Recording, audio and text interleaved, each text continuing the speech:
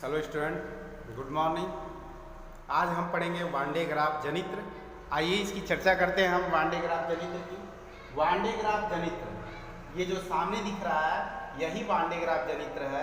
और वान de graph एक वैज्ञानिक का नाम है जिसने एक जनित्र का निर्माण किया और सन कितने ईस्वी में किया? सन 1931 ईस्वी में किया है। किस ईस्वी में किया है बच्चों? सन 1931 ईस्वी में किया है। अब जानेंगे इस जनित्र की सहायता से क्या होता है।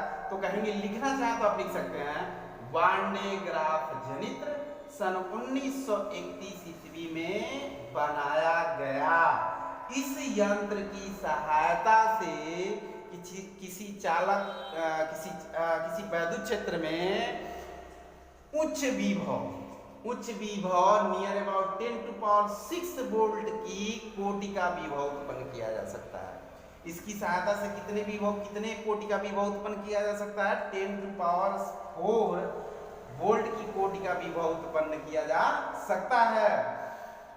इस वोल्टेज की सहायता से वैद्युत क्षेत्र के आवेशित कणों को इलेक्ट्रॉन, जैसे कि इलेक्ट्रॉन, प्रोटॉन, आयन, इसी वोल्टेज की सहायता से वैद्युत क्षेत्र में आवेशित कणों को, वैद्युत किस क्षेत्र में? वैद्युत क्षेत्र है, मान लीजिए वैद्युत क्षेत्र में किस कणों को? आवेशित कणों को, जैसे कि आप ब्रैकेट में लिख सकते हैं प्रोटॉन, इलेक्ट्रॉन और आयन को त्वरित करके, क्या करके बच्चों? त्वरित करके उसकी ऊर्जाओं में वृद्धि किया जा सकता है। उसकी ऊर्जाओं में क्या किया जा सकता है? वृद्धि किया जा सकता है। एक बार और बात करते हैं। वान डे ग्राफ जनित्र सन 1931 ईस्वी में बनाया गया था। इस यंत्र की सहायता से उच्च वैद्युत क्षेत्र में उच्च विभव 10⁴ कोटि का विभव उत्पन्न कराया जा सकता है।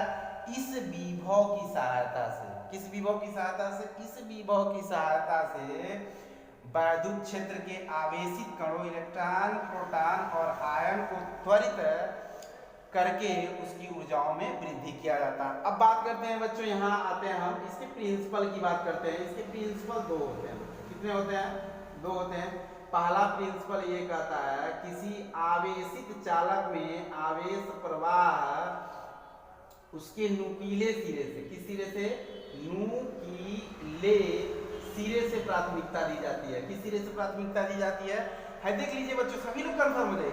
किसी चालक में आवेश विसर्जन की मात्रा उसके नुकीले सिरे से उसकी क्या की दी जाती है? उसकी प्राथमिकता दी जाती है। दूसरी भी बात इसी में कहेंगे किसी खोखले चालक में आवेश उसके बाहरी पृष्ठ पर एक समान रूप से क्या होता है? वितरित होता है, यानी विद्यमान होता है। ये हो गया। एक बार आप नोट्स बनाएंगे, मैं बोल रहा हूं। पहला कहेंगे, किसी आवेशित चालक में आवेश प्रवाह या आवेश विद्युत विसर्जन की मात्रा उसके नुकीले सिरे से उसकी प्राथमिकता दी जाती है। दूसरी बात आप लिखेंगे बच्चों, किसी खोखले गोले पर आवेश उसके चारों तरफ एक समान रूप से वितरित होता है। That's clear.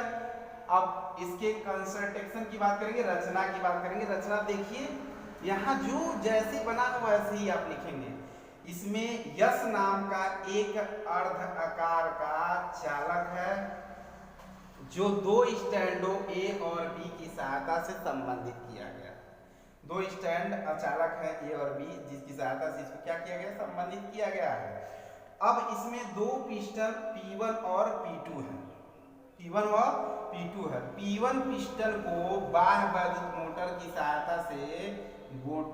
सहायता से चलाया जाता है, जिसके कारण ये इसके ऊपर एक प्लेट लगी है और ये घूमती रहती है।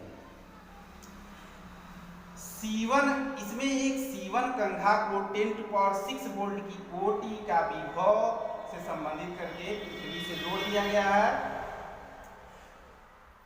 अब इसमें देखिए C1 और C2 दो कंघा, C2 कंघा जो है चालक के आंतरिक पृष्ठ से संबंधित किया गया है। इसमें एक बेल्ट है।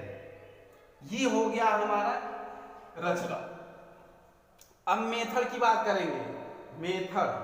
मेथड इस पॉइंट की रचना कर दिए, इस पॉइंट की रचना करेंगे। मेथड में क्या कहेंगे, C1 कंघा बेल्ट के पास होता है।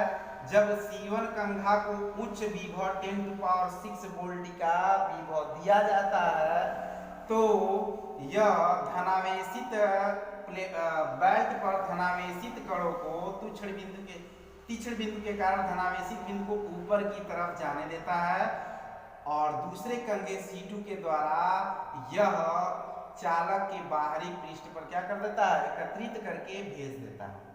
यह प्रक्रिया कंटिन्यू होती है, लगातार होती है।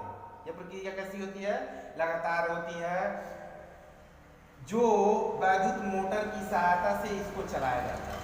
ठीक है, अब बात करेंगे यूज, इसका यूज कहाँ होगा, तो कहेंगे यह किसी चालक को उच्च विभव देकर उसकी ऊर्जा में वृद्धि करता है। उसकी ऊर्जा में क्या करता है बच्चों, वृद्धि करता है। और जैसे इलेक्ट्रॉन, प्रोटॉन, आयन, इन सभी की ऊर्जाओं में वृद्धि करने का ये कार्य करता है वान डे ग्राफ जनित्र। That's clear, okay. अगर किसी